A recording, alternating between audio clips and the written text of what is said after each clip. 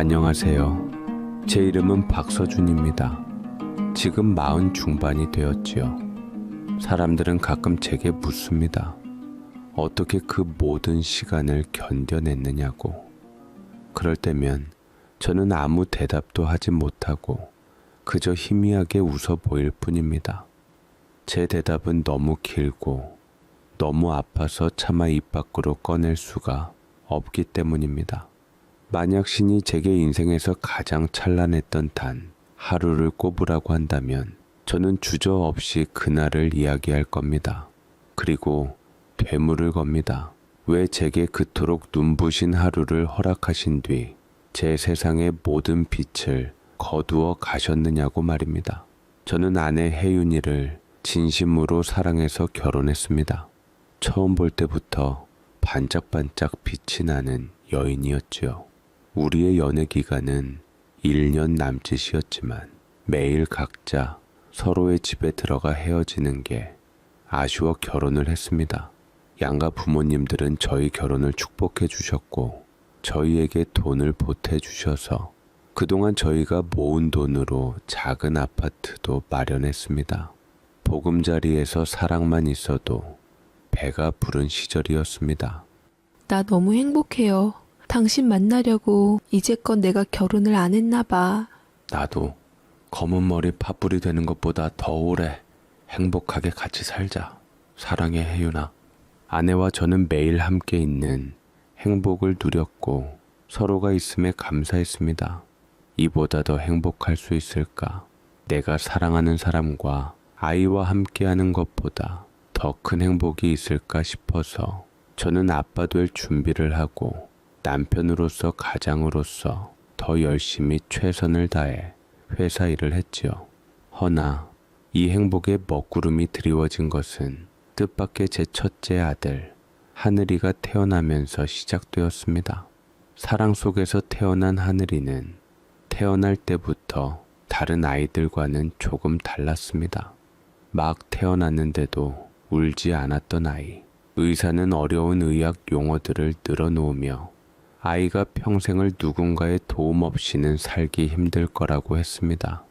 그 소리를 듣고 하늘이 무너지는 줄 알았고 아내를 부둥켜 안고 한참을 울었습니다.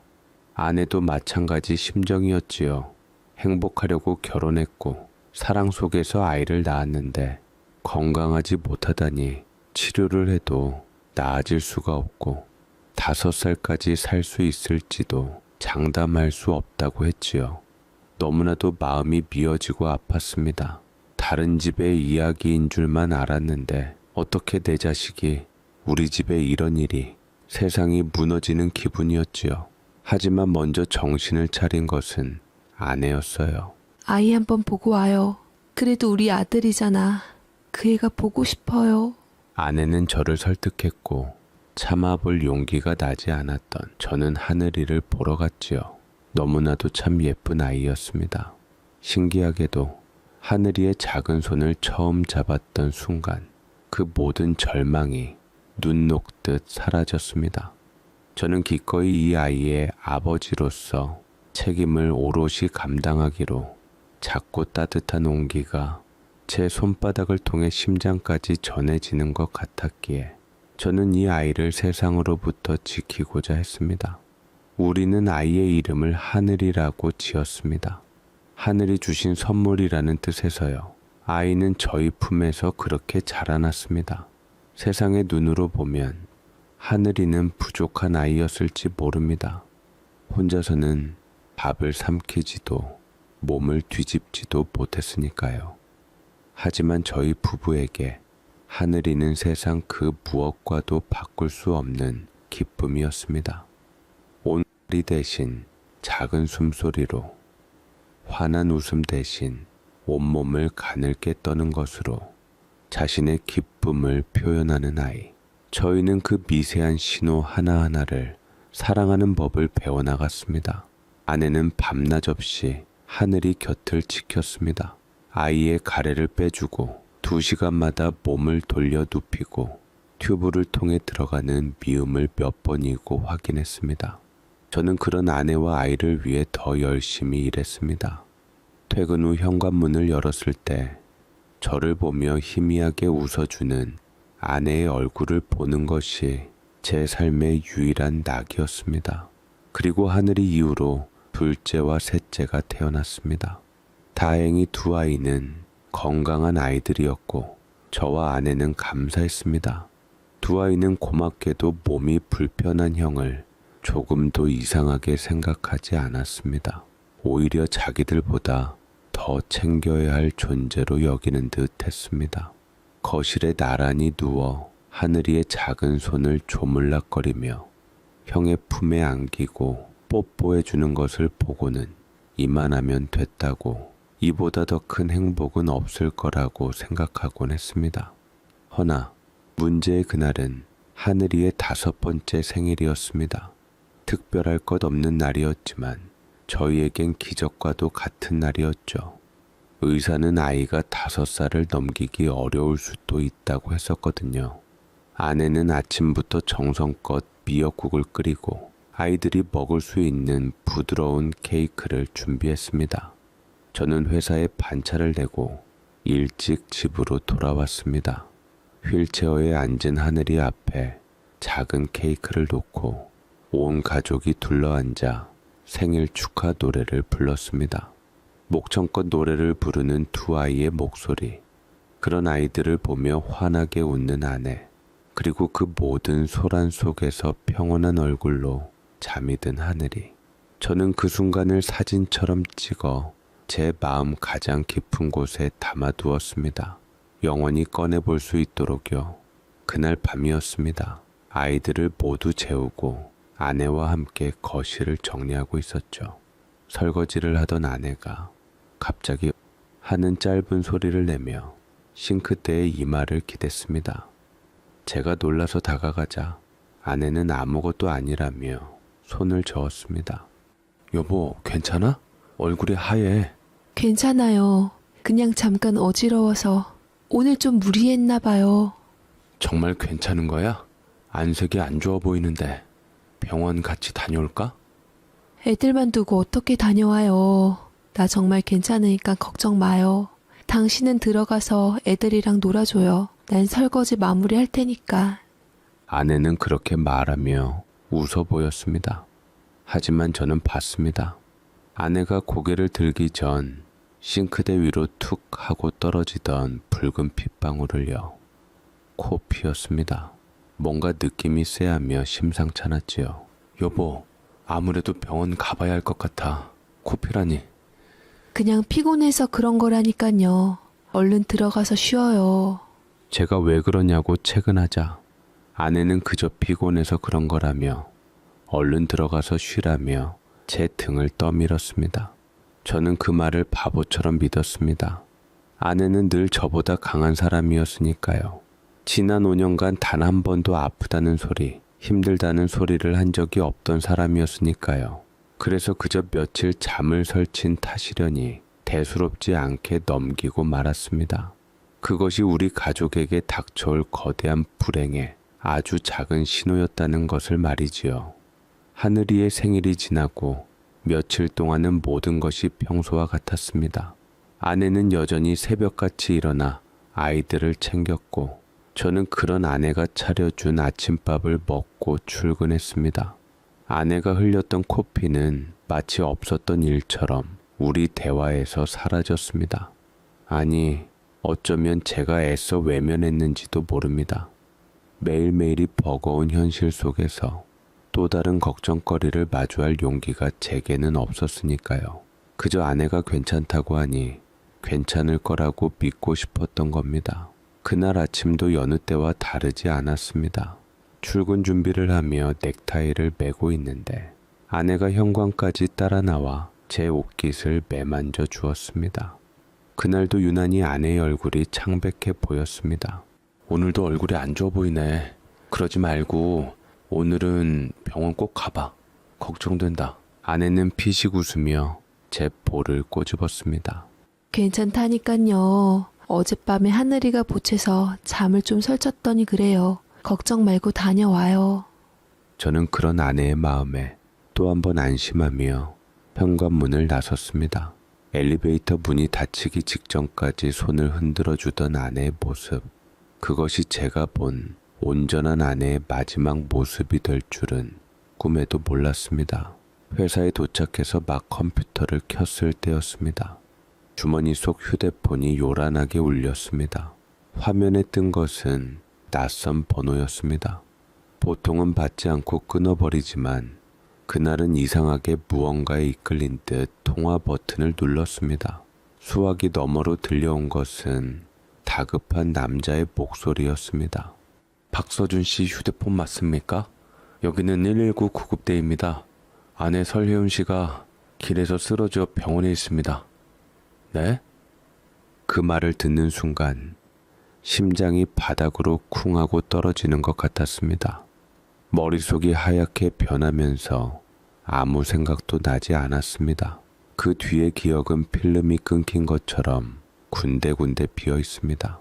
어떻게 회사 동료에게 이야기하고 뛰쳐나왔는지, 어떻게 택시를 잡아 타고 병원으로 향했는지 잘 기억나지 않습니다.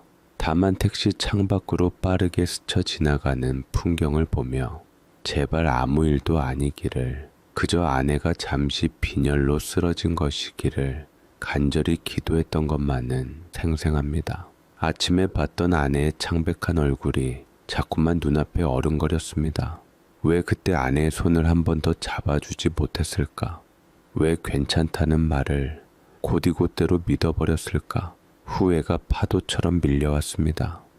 병원 응급실은 전쟁터 같았습니다. 여기저기서 들려오는 신음소리와 다급한 발걸음 소리. 저는 넋이 나간 사람처럼 두리번거리며 아내를 찾았습니다. 그때 한 간호사가 제게 다가와 이름을 확인하더니 저를 응급실 가장 안쪽 커튼이 쳐진 곳으로 안내했습니다. 커튼을 젖히는 순간 저는 숨을 쉴 수가 없었습니다. 아내가 머리에 붕대를 감은 채 온갖 기계 장치에 둘러싸여 누워 있었습니다. 아침에 제 옷깃을 매만져 주던 그 따뜻한 얼굴이 지금은 너무나도 차갑고 낯설게 보였습니다. 제가 아내의 손을 잡으려 하자 의사가 저를 막아서며 밖으로 이끌었습니다. 아내분 뇌출혈입니다. 뇌 안에 혈관이 터져서 피가 고였어요. 지금 당장 수술하지 않으면 위험합니다. 저는 그저 멍하니 서서 의사의 말을 듣고만 있었습니다. 마치 다른 사람의 이야기를 듣는 것처럼 현실감이 없었습니다. 수술 동의서에 사인을 하면서도 제 손이 제 손 같지가 않았습니다. 수술실 앞 빨간 등이 켜지고 저는 차가운 복도 의자에 홀로 앉아 기약 없는 기다림을 시작했습니다. 시간이 얼마나 흘렀을까요? 1시간, 2시간. 복도를 오가는 사람들의 발소리, 멀리서 들려오는 구급차 사이렌 소리, 세상의 모든 소리가 제 귀에는 아득하게만 들렸습니다. 저는 두 손을 모으고 신에게 빌고 또 빌었습니다. 제발, 제발 제 아내를 살려달라고. 제가 가진 모든 것을 가져가도 좋으니 아내만은 제 곁으로 돌려보내달라고 애원했습니다.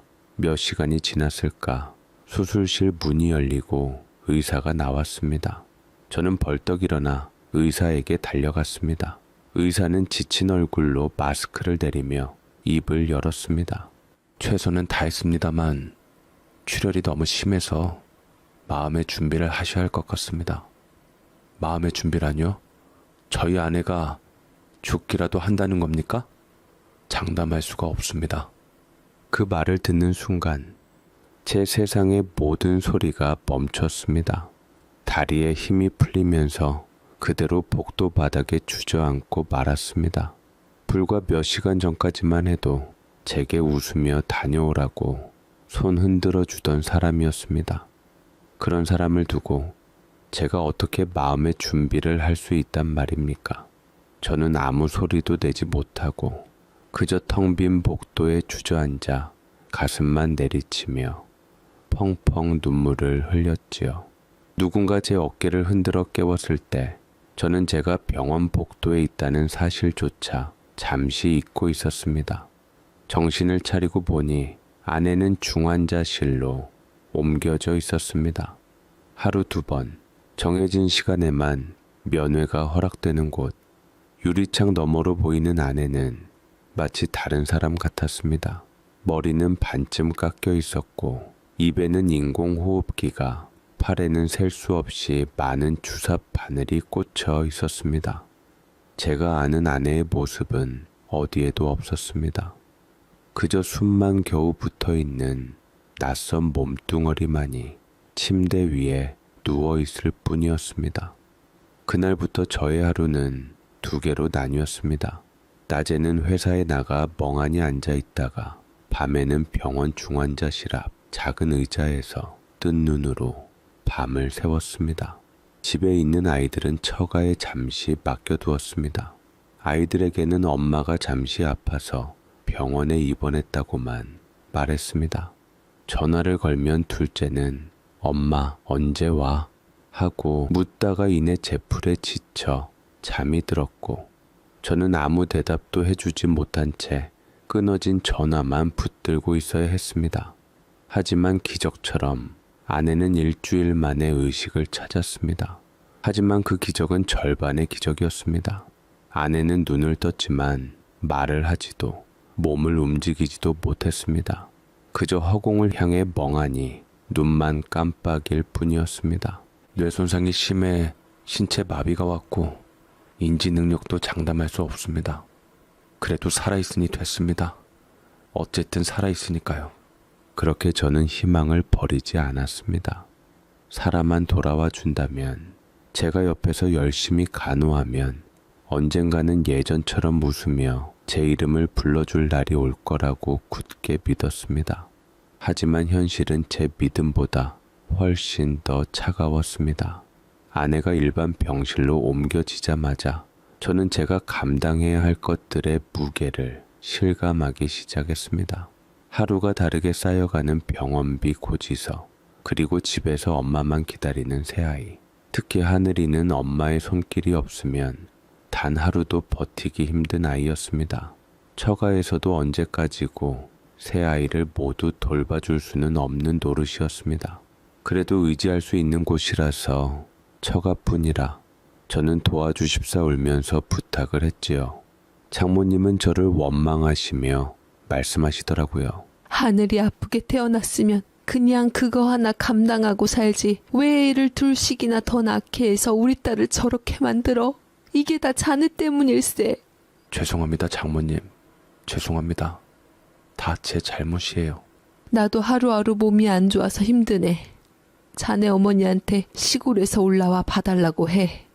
저는 하염없이 장모님께 죄송하다 엎드려 말했지만 장모님도 힘드시다 했고, 어쩔 수 없이 시골에서 저희 어머니가 저희 집으로 와서 아이를 봐주시며 집안일을 도와주셨습니다. 저는 낮에는 회사에서 일하고 퇴근 후에는 병원으로 달려가 아내의 대소변을 받아내고 몸을 닦아 주었습니다.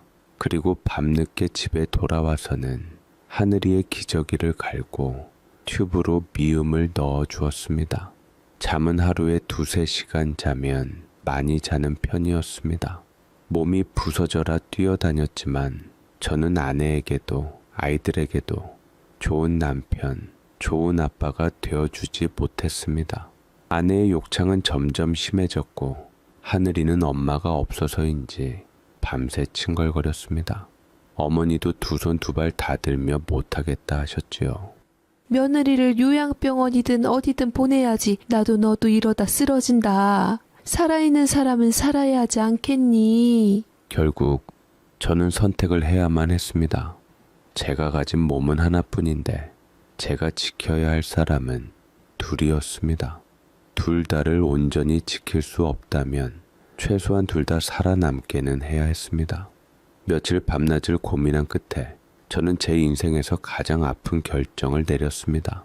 먼저 고민하다 아내를 재활 전문 요양병원으로 옮기기로 했습니다. 가진 돈을 털어서 그곳은 일반 병원보다 비용은 저렴했지만 간병인이 24시간 상주하며 환자를 돌봐주는 곳이었습니다. 제 손으로 직접 아내를 돌볼 수는 없지만 적어도 전문가의 손에 맡기는 것이 아내를 위한 길이라고 스스로를 위로했습니다. 그리고 하늘이, 제 첫째 아들, 제 심장과도 같은 아이, 저는 하늘이를 장애아동 시설에 보내기로 했습니다. 그 단어를 입 밖으로 꺼내는 것만으로도 목이 메고 숨이 막혔습니다. 내 아이를 내 손으로 직접 시설에 보낸다니. 하지만 그것 말고는 방법이 없었습니다. 제가 아내에게 매달려 있는 동안 하늘이는 집에서 홀로 방치될 것이 뻔했습니다. 차라리 시설에 가면 전문적인 보살핌이라도 받을 수 있을 테니까요. 모든 결정을 내린 그날, 저는 아내의 병실 침대 옆에 쪼그려 앉아 밤새 아내의 손을 잡고 있었습니다. 여보, 미안해. 내가 힘이 없어서 미안해. 알아듣지 못할 아내에게 저는 죄인처럼 용서를 구하고 또 구했습니다. 이별의 날은 생각보다 빨리 찾아왔습니다. 그날 아침, 저는 먼저 아내를 휠체어에 태워 요양병원으로 가는 채 올랐습니다. 아내는 차창 밖으로 스쳐 지나가는 풍경을 아무 표정 없이 바라보고 있었습니다. 무슨 생각을 하는지, 지금 이 상황을 이해하고는 있는지 저는 알 수 없었습니다. 요양병원에 도착해 아내를 침대에 눕히고 낯선 간병인에게 아내의 상태를 설명해주고 돌아서는데 차마 발걸음이 떨어지지 않았습니다. 뒤돌아보자 아내가 저를 보고 있었습니다. 눈만 겨우 깜빡이는 아내의 눈에서 물 한 방울이 또르르 흘러내렸습니다. 아내를 그 차가운 병실에 혼자 두고 저는 곧장 집으로 차를 몰았습니다. 집에는 장모님과 하늘이가 저를 기다리고 있었습니다. 저는 아무 말 없이 하늘이를 안아 들었습니다. 아이는 제 품에 안겨 가만히 숨만 내쉬고 있었습니다. 시설로 가는 내내 저는 라디오도 켜지 않고 침묵 속에서 운전만 했습니다. 제 심장을 둘로 쪼개어 하나는 방금 전 요양병원에, 나머지 하나는 지금 제 품에 안겨 있는 것 같았습니다. 시설에 도착하자 하얗게 센 머리의 원장님, 나와 저와 하늘이를 맞았습니다. 원장님은 따뜻한 분이었지만 그분의 친절함이 제 죄책감을 덜어주지는 못했습니다. 하늘이의 짐을 풀고 아이가 지낼 방을 둘러보았습니다. 여러 아이들이 함께 쓰는 방, 창문으로는 햇살이 들어오고 있었지만 제 눈에는 모든 것이 차갑고 어둡게만 보였습니다. 떠나야 할 시간, 저는 하늘이를 침대에 눕히고 이불을 덮어주었습니다. 그리고 아이의 이마에 입을 맞추었습니다. 하늘아, 아빠가 금방 데리러 올게. 꼭. 아이는 알아들었는지 아니면 그저 잠결이었는지 희미하게 입꼬리를 올리는 것 같았습니다. 저는 그 모습을 더 이상 볼 수가 없어서 도망치듯 방을 빠져나왔습니다. 복도 끝에서 차마 발길이 떨어지지 않아 뒤를 돌아보았지만 하늘이는 저를 쳐다보지 않았습니다. 그 작은 뒷모습이 제 가슴에 평생 남을 상처로 박혔습니다. 그날 저는 한나란시에 아내와 아들을 모두 잃었습니다. 제 손으로 직접 그들을 가장 낯설고 외로운 곳에 데려다 주고 와야만 했습니다.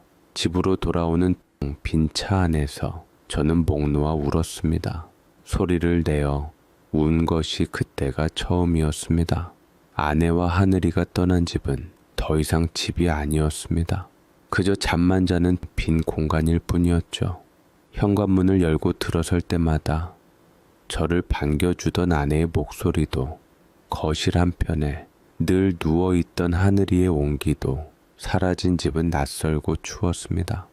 남은 두 아이는 엄마와 형이 어디 갔느냐고 매일같이 물었습니다. 엄마랑 형은 아주 좋은 데서 치료받고 있어. 금방 나아서 돌아올 거야. 하며 달래주었지요. 아이들은 제 말을 믿는 듯 했지만 밤마다 엄마를 찾으며 우는 막내의 울음소리는 그치지 않았습니다. 저의 하루는 이제 요양병원과 시설, 그리고 회사를 오가는 것으로 채워졌습니다. 주말이면 두 아이를 데리고 아내와 하늘이를 보러 갔습니다. 아이들은 휠체어에 앉아 말없이 눈만 깜빡이는 엄마를 보고는 어색해하며 제 등 뒤로 숨었습니다. 하늘이를 보러 시설에 가면 아이는 낯선 환경 탓인지 예전보다 더 자주 경기를 일으켰습니다. 면회를 마치고 집으로 돌아오는 차 안에서 아이들은 아무 말도 하지 않았습니다. 그 작은 아이들도 어렴풋이 느끼고 있었던 거겠죠. 우리 가족이 예전 같지 않다는 것을요. 그렇게 몇 달이 흘렀습니다. 저는 어느새 빚더미 속에서 살게 되었습니다.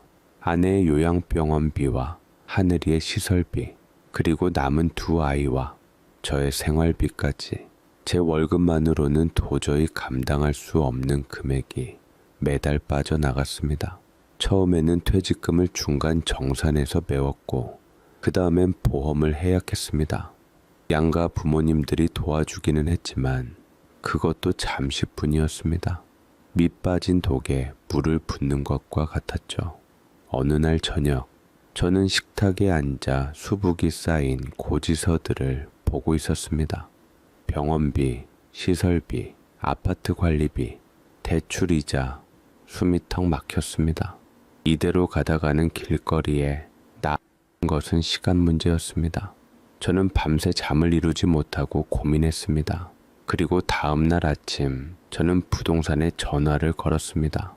우리가 살던 집을, 아이들의 웃음소리와 아내의 손길이 곳곳에 묻어있는 이 집을 내놓기로 결심한 겁니다. 며칠 뒤 집이 팔렸다는 연락을 받았습니다. 생각보다 높은 값을 받았지만 제 마음은 조금도 기쁘지 않았습니다. 이삿날이 정해지고 저는 짐을 싸기 시작했습니다. 옷가지와 책들을 상자에 담고 낡은 가구들을 하나씩 정리했습니다. 그러다 문득 거실 벽에 걸린 가족사진 액자를 보게 되었습니다. 하늘이의 5번째 생일날 찍은 사진이었습니다. 환하게 웃고 있는 아내와 아이들, 그리고 저. 불과 몇 달 전의 일인데 마치 아주 먼 옛날의 일처럼 느껴졌습니다. 저는 의자에 올라가 액자를 떼어냈습니다. 액자를 떼어낸 자리에는 하얀 벽지가 그대로 드러나 마치 우리 가족의 삶에 커다란 구멍이 뚫린 것 같았습니다. 저는 그 사진 액자만큼은 이삿짐 센터에 맡기지 않고 제 손으로 직접 품에 안고 옮겼습니다. 우리가 새로 이사간 곳은 햇볕도 잘 들지 않는 낡은 빌라의 반지하였습니다. 방 2개짜리 좁은 집. 아이들은 처음 보는 낯선 환경에 불안해하며 제 곁을 떠나지 않았습니다. 이삿짐을 대충 풀어놓고 있는데 둘째 아이가 제게 다가와 물었습니다. 아빠, 우리 이제 여기서 살아? 우리 집은 어디 갔어? 저는 아이의 눈을 차마 마주보지 못하고 그저 아이의 머리를 쓰다듬으며 말했습니다. 당분간만 여기서 지내는 거야. 엄마랑 형 돌아오면 더 크고 좋은 집으로 이사 갈 거야. 또다시 거짓말이었습니다. 저는 이제 아이들에게 거짓말을 하는 것이 익숙해져 버린 아빠가 되어 있었습니다. 그날 밤 아이들을 겨우 재우고 혼자 거실에 앉아 있었습니다. 짐이 다 풀리지 않아 어수선한 공간, 창문 틈으로 들어오는 차가운 밤 공기. 저는 품에 안고 온 가족 사진 액자를 꺼내 벽에 걸었습니다. 사진 속에서 우리는 여전히 행복하게 웃고 있었습니다. 그 웃음을 보고 있자니 참을 수 없는 눈물이 터져 나왔습니다. 모든 것을 잃어버린 기분이었습니다.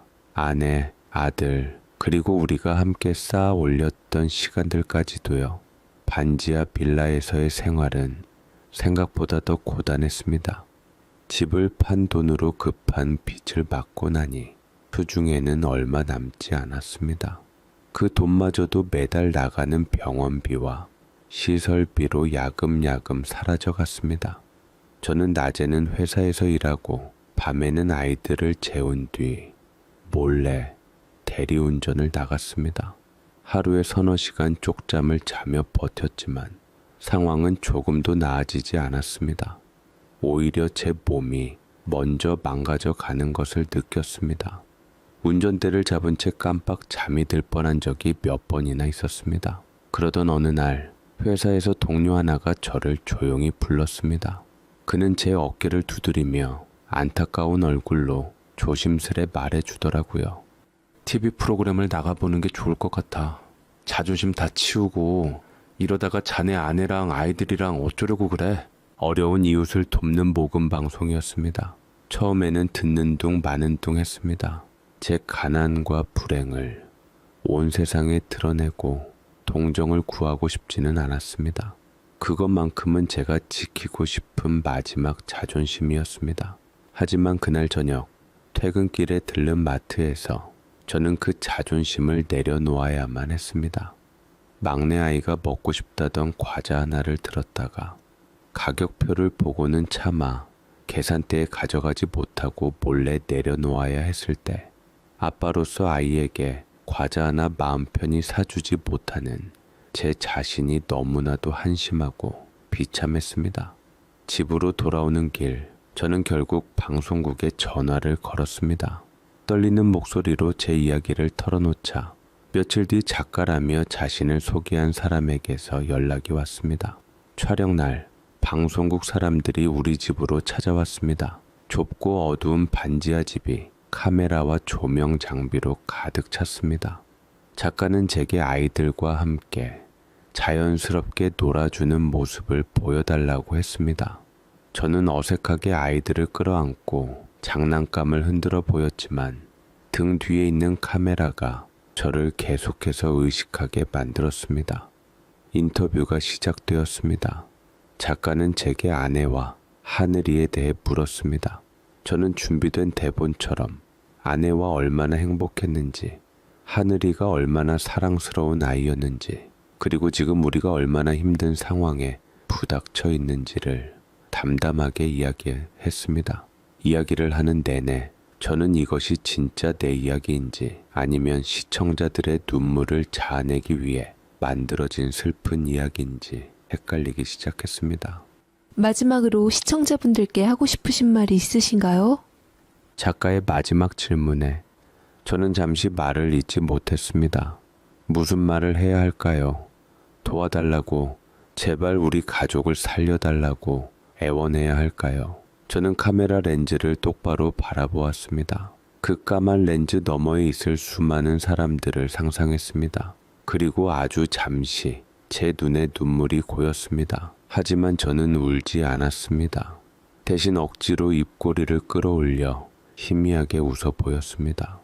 괜찮습니다. 저희 가족 잘 이겨낼 수 있습니다. 아내도 하늘이도 곧 건강해져서 다시 함께 웃을 날이 올 거라고 믿습니다. 그냥 잊지 않고 지켜봐 주시기만 해도 큰 힘이 될 것 같습니다. 그것은 거짓말이었습니다. 저는 조금도 괜찮지 않았습니다. 하루에도 몇 번씩 모든 것을 포기하고 싶었고 다시 예전처럼 웃을 수 있을 거라는 희망도 거의 사라진 상태였습니다. 하지만 카메라 앞에서, 제 아이들 앞에서 저는 약한 모습을 보일 수 없었습니다. 저는 아빠니까요. 이 모든 것을 책임져야 하는 가장이니까요. 방송이 나가고 며칠 뒤 정말 기적 같은 일이 일어났습니다. 방송사로부터 연락이 왔는데 정말 많은 분들이 저희를 위해 성금을 보내주셨다는 것이었습니다. 제 통장에는 제가 평생 만져보지도 못할 만큼 큰 돈이 들어와 있었습니다. 저는 통장 잔액을 몇 번이고 확인하고 또 확인했습니다. 꿈을 꾸는 것 같았습니다. 이제 아내와 하늘이의 병원비를 걱정하지 않아도 된다는 생각에 오랜만에 아이들을 끌어안고 소리내어 웃었습니다. 그 돈으로 저는 가장 먼저 밀린 병원비를 모두 냈습니다. 수납 창구 직원에게 두툼한 돈 뭉치를 내밀 때 저는 마치 세상의 왕이라도 된 것 같은 기분이었습니다. 그리고 남은 돈으로는 아이들이 먹고 싶다던 치킨과 피자를 사서 집으로 돌아왔습니다. 그날 밤 우리 세 식구는 정말 오랜만에 배부르게 저녁을 먹었습니다. 하지만 그 희망은 오래가지 않았습니다.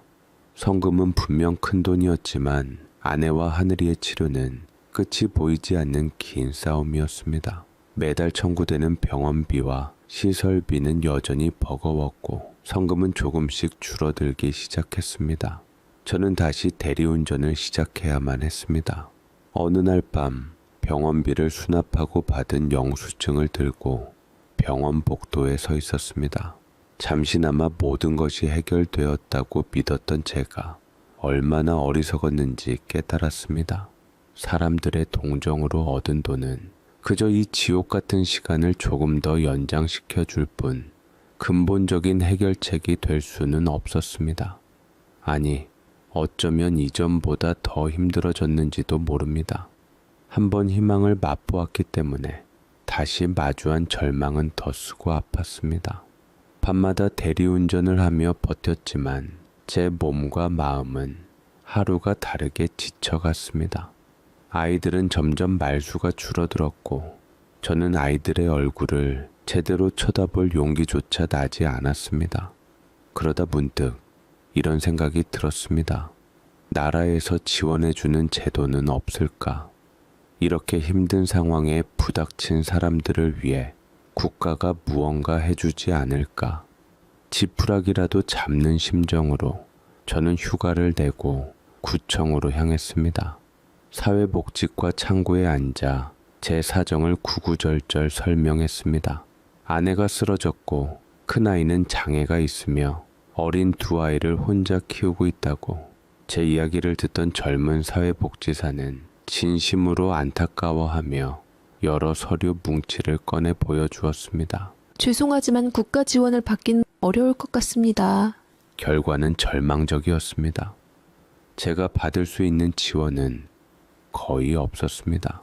긴급 생계비 지원은 이미 방송 성금을 받았다는 이유로 대상에서 제외되었고, 의료비 지원 역시 제 소득 기준이 아주 약간 높다는 이유로 번번이 거절당했습니다. 제가 회사에 다니며 월급을 받고 있다는 사실이 역설적으로 제 발목을 잡고 있었습니다. 법과 제도의 눈으로 볼 때 저는 아직 최악의 상황은 아니었던 겁니다. 상담을 마치고 자리에서 일어서려는데 사회복지사가 저를 붙잡으며 조심스럽게 입을 열었습니다.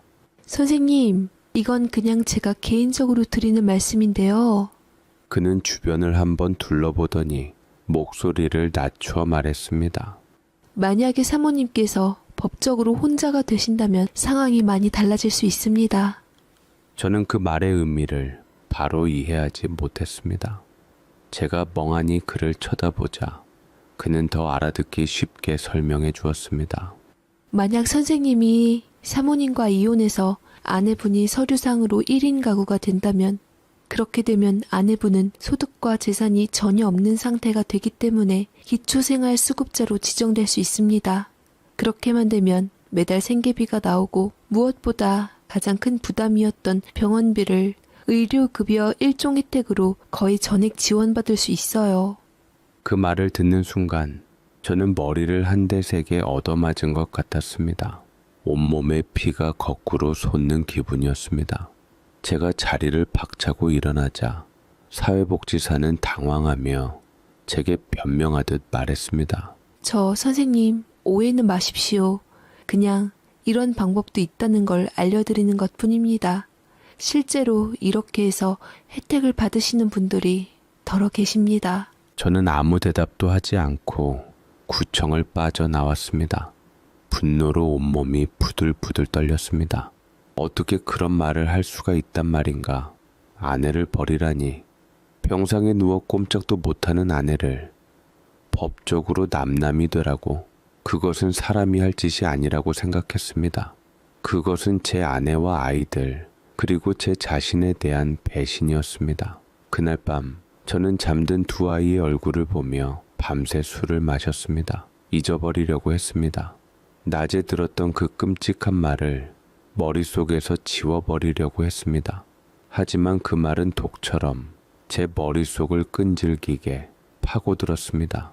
이혼이라는 두 글자가 제 귓가에서 계속해서 맴돌았습니다. 여보, 내가 어떻게 해야 할까?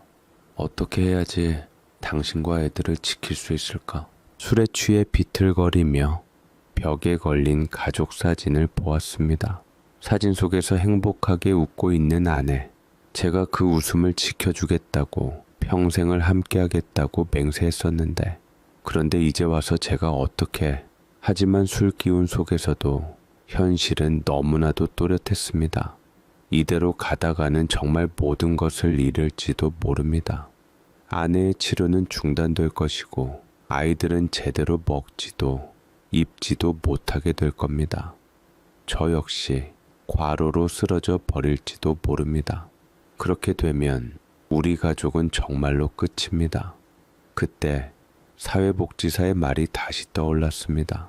어쩌면 그것만이 이 지옥 같은 현실을 벗어날 수 있는 유일한 구원의 동아줄처럼 느껴지기도 했습니다. 서류상의 이혼일 뿐이야. 우리의 마음만 변하지 않으면 되는 거야. 이건 아내를 버리는 게 아니야. 오히려 아내와 아이들을 살리는 유일한 방법이야. 이것은 배신인가? 아니면 어쩔 수 없는 최선의 선택인가?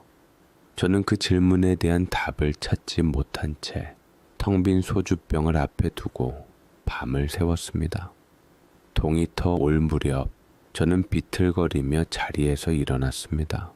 그리고 제 마음속에서 아주 위험하고도 슬픈 결심 하나가 서서히 자리를 잡기 시작했습니다. 요양병원에서는 또다시 치료비 독촉 전화가 걸려왔고, 집주인은 다음 달 월세부터는 하루라도 밀리면 방을 빼달라고 으름장을 놓았습니다. 어찌 아내에게 말을 해야 하나 무거웠지만 저는 더 이상 망설일 시간이 없었습니다. 이것은 선택의 문제가 아니었습니다. 제가 해야만 하는 일이었습니다. 그날 오후 저는 아이들을 잠시 이웃집에 맡기고 홀로 아내가 있는 요양병원으로 향했습니다. 병원으로 가는 버스 안에서 저는 수십 번도 더 내릴까 말까 망설였습니다. 차창에 비친 제 얼굴은 제가 보기에도 낯설었습니다. 며칠 사이에 수염은 덥수룩하게 자랐고 눈은 퀭하게 들어가 있었습니다. 마치 죄를 지으러 가는 사람의 얼굴 같았습니다. 병실 문을 열고 들어서자 아내는 창밖을 보며 가만히 누워 있었습니다. 제가 온 것을 아는지 모르는지 아무런 미동도 없었습니다. 저는 아내의 침대 옆에 의자를 끌어다 앉았습니다. 그리고 평소처럼 아내의 팔과 다리를 주무르기 시작했습니다. 굳어버린 아내의 근육을 풀어주면서 저는 무슨 말부터 꺼내야 할지 머릿속으로 수없이 되뇌었습니다. 한참 동안 침묵이 흘렀습니다. 병실에는 창밖에서 들려오는 희미한 차 소리와 제 손이 아내의 몸을 마사지하는 소리뿐이었습니다. 저는 마른 입술을 몇 번이나 달싹이다가 겨우 목소리를 낼 수 있었습니다. 혜윤아, 나왔어. 제 목소리는 형편없이 갈라져 나왔습니다. 아내는 천천히 고개를 돌려 저를 바라보았습니다. 초점 없는 눈동자, 그 눈을 마주하는 순간 제 심장이 쿵하고 내려앉았습니다. 준비했던 모든 말들이 머릿속에서 뒤엉켜 버렸습니다. 저는 아내의 손을 잡았습니다. 예전에는 참 곱고 따뜻한 손이었는데 이제는 뼈마디가 다 드러나고 차갑게 식어 있었습니다. 저는 그 손을 제 두 손으로 감싸 쥐고 제 이마를 아내의 손등에 기댔습니다. 그리고 눈을 감았습니다. 여보, 미안해. 정말 미안해. 제 어깨가 가늘게 떨리기 시작했습니다. 참으려고 해도 눈물이 뺨을 타고 흘러내려 아내의 손등 위로 뚝뚝 떨어졌습니다. 우리 헤어지자. 이혼하자. 결국 그 말을 뱉고 말았습니다. 세상에서 가장 잔인하고 이기적인 고백. 저는 고개를 들지 못한 채 제가 왜 이런 결심을 할 수밖에 없었는지를 설명하기 시작했습니다. 이건 당신을 버리는 게 아니라고, 우리 아이들을 그리고 당신을 지키기 위한 어쩔 수 없는 선택이라고, 이렇게 해야만 당신이 나라의 도움을 받아 제대로 된 치료를 계속 받을 수 있다고. 저는 마치 죄인이 판사 앞에서 자신의 죄를 고백하듯 모든 것을 털어놓았습니다. 아내가 제 말을 알아듣고 있는지 아니면 그저 소음으로만 듣고 있는지 알 수 없었습니다. 아내는 아무런 반응도 보이지 않았습니다. 그 침묵이 저를 더욱 비참하게 만들었습니다. 차라리 제 뺨이라도 때려준다면, 욕이라도 퍼부어준다면 마음이 덜 아플 것 같았습니다. 한참의 시간이 흐른 뒤 저는 모든 이야기를 마치고 고개를 들었습니다. 아내는 여전히 저를 보고 있었습니다. 그런데 아내의 눈이 아까와는 조금 달라 보였습니다. 텅 비어있던 눈동자에 무언가 감정이 담겨 있는 것 같았습니다. 슬픔인지 원망인지 아니면 체념인지 알 수 없는 깊은 눈빛. 그리고 그 눈가에 아주 천천히 눈물이 고이기 시작했습니다. 저는 그 모습을 보고 더 이상 참지 못하고 무너져 내렸습니다. 아내의 침대맡에 무릎을 꿇고 아이처럼 엉엉 울었습니다. 내가 다 잘못했어. 내가 무능해서, 내가 못나서 당신을 이렇게밖에 지킬 수가 없어. 제발 나를 용서하지 마. 그때였습니다. 제 머리 위에서 아주 작은 움직임이 느껴졌습니다. 고개를 들어보니 아내가 온 힘을 다해 눈꺼풀을 들어 올리려고 애쓰고 있었습니다. 파르르 떨리는 눈꺼풀. 아내는 마치 제게 무언가 말을 하려는 것 같았습니다. 저는 울음을 멈추고 숨을 죽인 채 아내를 바라보았습니다. 그 눈빛은 제게 이렇게 말하는 것 같았습니다. 당신 마음 다 알아. 얼마나 아팠어. 얼마나 힘들었어. 이제 나를 놔. 당신이 여태껏 보여준 것만으로도 충분해 나는. 아내는 아주 천천히 제 눈을 보며 눈을 한 번 감았다 떴습니다. 그리고 잠시 후 다시 한 번 더, 두 번의 눈 깜빡임. 그것은 동의였습니다. 제 잔인한 계획을, 제 이기적인 선택을 받아들이겠다는 신호였습니다. 아내는 제 고통을, 우리 아이들의 미래를, 이 지옥 같은 현실을 저보다 더 아프게 이해해 주는 것을요. 아내는 움직이지 못하는 몸으로 저를 위해 자신이 할 수 있는 마지막 사랑을 보여준 것이었습니다. 저는 아내의 손을 붙잡고 소리 없이 눈물만 흘렸습니다. 그날 우리는 세상에서 가장 슬픈 약속을 했습니다. 아내의 동의를 얻은 그날 이후 모든 것은 일사천리로 진행되었습니다. 저는 인터넷을 뒤져 이혼 서류를 내려받았습니다. 하얀 종이 위에 인쇄된 이혼, 신고서라는 글자를 보는 순간 가슴에 돌덩이 하나가 내려앉는 기분이었습니다. 저는 텅 빈 식탁에 앉아 한자 한자 서류를 작성해 나갔습니다. 이름, 주민등록번호, 주소, 우리의 지난 세월을 증명했던 모든 정보들이 이제는 우리를 갈라놓기 위한 도구로 쓰이고 있었습니다. 이혼 사유를 적는 칸 앞에서 저는 한참을 망설였습니다. 뭐라고 써야 할까? 성격 차이라고 쓸까? 아니면 경제적 파탄이라고 쓸까?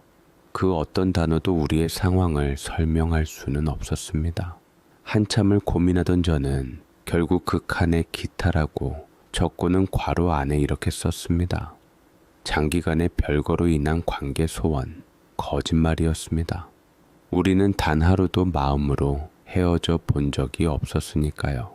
며칠 뒤 저는 서류와 아내의 도장을 들고 다시 요양병원을 찾았습니다. 아내에게 서류를 보여주며 도장을 찍어야 할 위치를 손가락으로 가리켰습니다. 아내는 아무 말 없이 눈으로 서류를 한번 훑어보더니 이내 눈을 감아버렸습니다. 저는 아내의 손을 들어 올려 붉은 인주를 묻힌 도장을 쥐어주었습니다. 그리고 아내의 손을 잡고 서류 위 지정된 칸에 도장을 찍었습니다. 설혜윤이라는 세 글자가 선명하게 찍히는 순간 저는 우리가 정말 돌이킬 수 없는 강을 건너고 있다는 것을 실감했습니다. 법원에 서류를 제출하고 며칠이 지나자 조정 기일이 잡혔다는 통보가 왔습니다. 정해진 날짜에 법원으로 가야 했습니다. 아내는 거동이 불편했기 때문에 저는 사설 구급차를 불러 아내를 휠체어에 태우고 법원으로 향했습니다. 법원은 제가 생각했던 것보다 훨씬 더 차갑고 건조한 곳이었습니다. 높은 천장, 딱딱한 의자, 무표정한 사람들. 저는 휠체어를 밀고 조정실로 들어섰습니다. 조정위원은 서류를 뒤적이며 우리에게 몇 가지 형식적인 질문을 던졌습니다. 두 분, 이혼 의사의 변함이 없으신가요? 재산 분할이나 위자료에 대해서는 합의가 되셨고요. 저는 기어들어가는 목소리로 네라고 대답했습니다. 조정위원은 아내에게도 같은 질문을 던졌습니다. 아내는 말을 할 수 없었기에 제가 대신 대답해야 했습니다. 제 아내는 몸이 불편해서 말을 할 수가 없습니다. 하지만 이혼에는 동의했습니다. 조정위원은 잠시 아내를 쳐다보더니 고개를 끄덕였습니다. 모든 절차는 기계적으로 아무런 감정 없이 진행되었습니다. 우리의 아픈 사연 따위는 그들에게 중요하지 않은 듯 했습니다. 조정위원이 마지막으로 아내를 향해 물었습니다. 설혜윤 씨, 정말 본인 의사로 이혼에 동의하시는 겁니까? 만약 동의하신다면 고개를 끄덕여 보시겠어요? 그 순간 조정실의 모든 시선이 아내에게로 쏠렸습니다. 저는 저도 모르게 마른 침을 삼켰습니다. 아내는 잠시 허공을 응시하더니 아주 천천히 그리고 힘겹게 고개를 아래로 끄덕였습니다. 한 번, 그리고 또 한 번. 그 작은 움직임에 제 세상이 무너져 내리는 것 같았습니다. 조정은 그렇게 끝났습니다. 며칠 뒤 판결 선고 기일이 잡혔습니다. 그날은 저 혼자 법정에 갔습니다. 판사는 판결문을 기계처럼 읽어 내려갔습니다. 주문, 원고와 피고는 이혼한다. 판사가 내리치는 의사봉 소리가 제 심장에 박히는 것 같았습니다. 법정을 나서는데 다리에 힘이 풀려 휘청거렸습니다. 이제 정말 끝이구나. 우리는 이제 법적으로 아무 관계도 아닌 완벽한 남남이 되었습니다. 서로를 세상에서 가장 사랑하면서도 서로에게 아무것도 해줄 수 없는 그런 사이가 되어버렸습니다. 허탈한 웃음이 나왔습니다. 그때였습니다. 주머니 속에서 휴대폰이 미친 듯이 울리기 시작했습니다. 화면에 떠있는 이름을 확인하는 순간 제 심장이 철렁 내려앉았습니다. 불길한 예감이 온몸을 휘감았습니다. 저는 떨리는 손으로 통화 버튼을 눌렀습니다. 수화기 너머로 들려온 것은 잔뜩 겁에 질린 시설 선생님의 다급한 목소리였습니다. 하늘이가, 우리 하늘이가 갑자기 숨을 쉬지 않는다는 말이었습니다. 시설 선생님의 목소리를 듣는 순간 제 머릿속은 아무것도 생각할 수 없었습니다. 우리 하늘이 어떻게 된 겁니까? 지금 바로 구급차 불러서 병원으로 옮기고 있습니다. 일단 위급한 상황이라 다시 전화 드릴게요. 아버님도 얼른 오세요. 말을 끝으로 전화는 끊겼습니다. 저는 법원 계단에 주저앉을 뻔한 몸을 겨우 추슬러 미친 듯이 뛰기 시작했습니다. 택시를 잡아타고 덜덜 떨리는 목소리로 병원 이름을 외쳤습니다. 제발, 제발 아무 일도 아니기를, 그저 아이가 잠시 체한 것이기를. 저는 두 손을 모으고 기도했습니다. 신이시여, 제가 잘못했습니다. 제가 아내를 버리는 벌을 내리시는 겁니까? 제발 저를 벌하시려거든 저에게만 하십시오. 제발 제 아들만은, 아무 죄도 없는 제 아들만은 살려주십시오. 병원으로 가는 길은 영원처럼 길게 느껴졌습니다. 조급한 마음에 자꾸만 운전기사 아저씨를 재촉했습니다. 아저씨, 제발 조금만 더 빨리요. 제 아이가 죽어가고 있어요. 제 목소리는 울음으로 뒤범벅이 되어 있었습니다. 병원 응급실에 도착했을 때 저는 차에서 뛰어내리듯 내려 복도를 가로질러 달렸습니다. 하얀 옷을 입은 의사와 간호사들이 분주하게 움직이는 응급실 안쪽에서 저는 익숙한 얼굴을 발견했습니다. 하늘이를 돌봐주시던 시설 선생님이었습니다. 선생님은 저를 보자마자 울음을 터뜨리며 달려왔습니다. 아버님 어떡해요. 제가 잠시 자리를 비운 사이에 아이가 갑자기. 선생님은 말을 잇지 못하고 어깨를 들썩였습니다.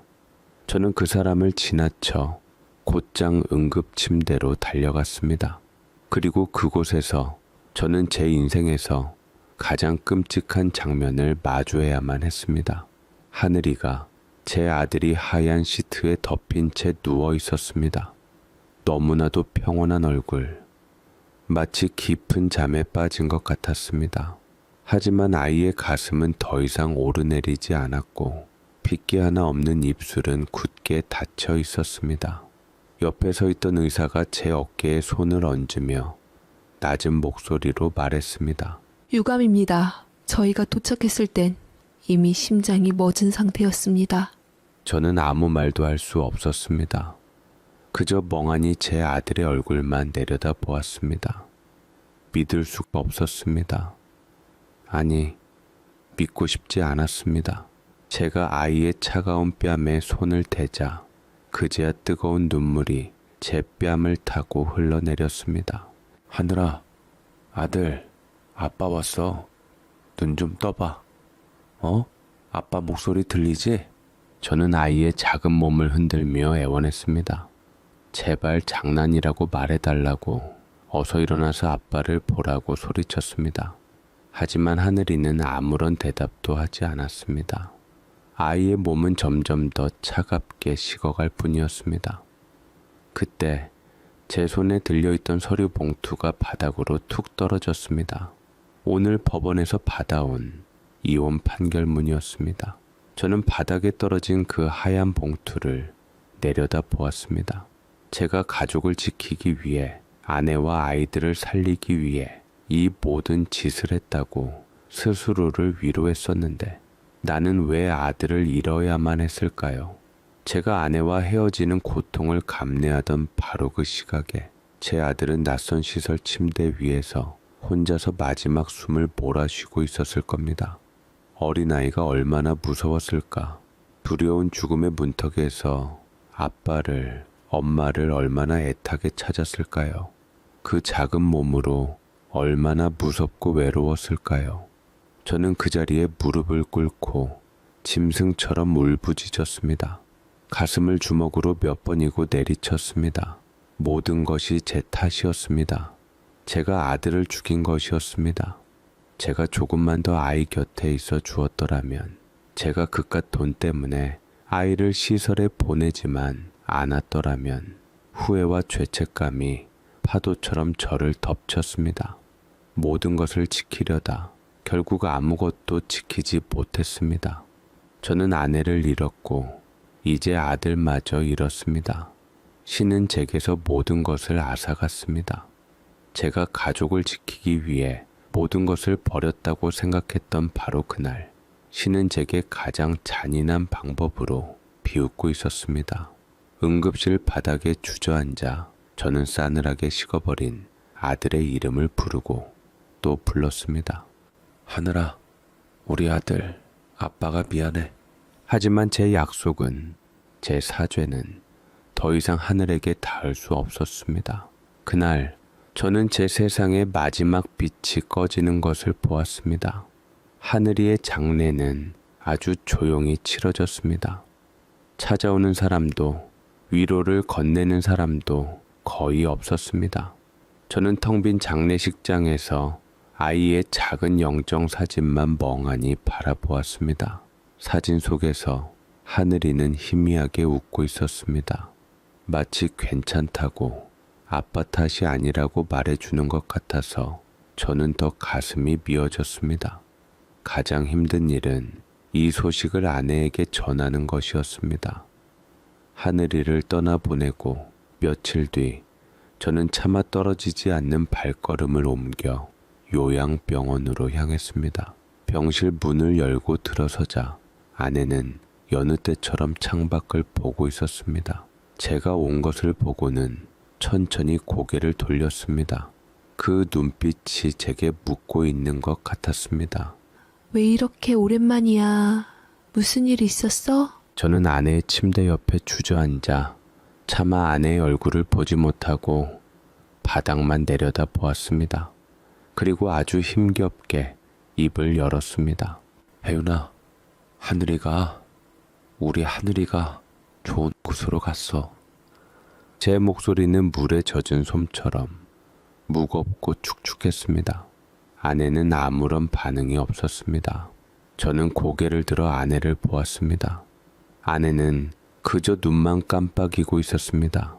마치 제 말을 이해하지 못했다는 듯이 저는 다시 한번 말했습니다. 하늘이 우리 곁을 떠났다고. 얼마 전에. 그때였습니다. 아내의 텅 비어있던 눈동자가 세차게 흔들리기 시작했습니다. 그리고 그 눈에서 눈물이 쉴 새 없이 흘러내렸습니다. 소리내어 울지도 못하고 몸을 뒤척이지도 못한 채 그저 눈물만 뚝뚝 흘리는 아내의 모습은 제가 세상에서 본 그 어떤 슬픔보다 더 아팠습니다. 저는 아내의 손을 잡고 함께 울었습니다. 우리는 그렇게 한참 동안 아무 말 없이 서로의 슬픔을 나누었습니다. 시간이 흘렀습니다. 시간은 무심하게도 모든 것을 제자리로 돌려놓는 것처럼 보였습니다. 저는 다시 회사에 나갔고 남은 두 아이를 키우며 하루하루를 버텨냈습니다. 아내는 이혼 덕분에 기초생활수급자가 되어 더 이상 병원비 걱정 없이 치료를 받을 수 있게 되었습니다. 하늘이의 죽음과 맞바꾼 비정한 현실이었습니다. 사람들은 제게 묻습니다. 왜 이혼했느냐고. 아이들은 왜 엄마와 같이 살지 않느냐고. 그럴 때마다 저는 아무 대답도 하지 못합니다. 사랑하기 때문에 헤어졌다는 흔해 빠진 말을 저는 제 인생 가장 끔찍한 진실로 살아냈기 때문입니다. 저는 이제 법적으로 아내의 보호자가 아닙니다. 하지만 저는 매일같이 퇴근 후에 전 아내가 된 혜윤이를 찾아갑니다. 우리는 더 이상 부부가 아니지만 세상 그 누구보다 서로를 의지하는 동지가 되었습니다. 저는 아내의 굳은 팔다리를 주무르며 아이들이 학교에서 있었던 일을 이야기해 줍니다. 막내가 받아쓰기에서 100점을 맞은 이야기, 둘째가 친구와 다퉜다가 화해한 이야기, 그리고 가끔은 하늘이에 대한 이야기도 합니다. 하늘이가 살아있었다면 지금쯤 키가 얼마나 컸을까? 어떤 모습이었을까? 그럴 때면 아내는 말없이 눈물을 흘리고 저는 그런 아내의 눈물을 조용히 닦아줍니다. 어느 날이었습니다. 그날도 저는 여느 때처럼 아내의 손을 잡고 두런두런 이야기를 하고 있었습니다.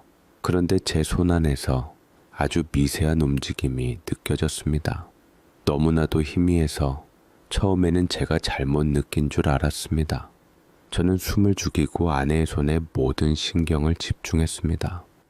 혜윤아, 제가 아내의 이름을 부르자 아내의 손가락이 다시 한번 아주 조금 까딱하고 움직였습니다. 그것은 분명한 움직임이었습니다. 몇 년 만에 처음으로 아내가 자신의 의지로 몸의 일부를 움직인 것이었습니다. 저는 저도 모르게 아내의 손을 더욱 꽉 잡았습니다. 눈물이 핑 돌았습니다. 절망의 잿더미 속에서 아주 작은 희망의 불씨 하나를 발견한 기분이었습니다. 혜윤아, 봤지? 당신 할 수 있어. 우리 다시 시작할 수 있어. 저는 울음 섞인 목소리로 아내에게 속삭였습니다. 아내는 제 말을 알아들었는지 저를 보며 희미하게 웃는 것 같았습니다. 입꼬리가 아주 미세하게 올라갔습니다. 그것은 제가 아내가 쓰러진 이후 처음 보는 미소였습니다. 저는 그 미소를 보며 함께 웃었습니다. 눈물이 뺨을 타고 흐르는데도 웃음이 나왔습니다. 세상에서 가장 슬프고도 가장 희망찬 웃음이었습니다. 우리의 법적인 관계는 끝났습니다. 하지만 그날 이후 우리의 진짜 약속이 시작되었습니다. 하늘이에게 부끄럽지 않게 남은 아이들을 잘 키워내는 것, 그리고 언젠가 당신을 다시 일으켜 세워 내 옆에 앉히는 것. 이것은 이혼 서류 따위에는 없는 저와 아내 둘만의 약속입니다. 그리고 아마도 세상에서 가장 길고 아픈 약속이 될 겁니다.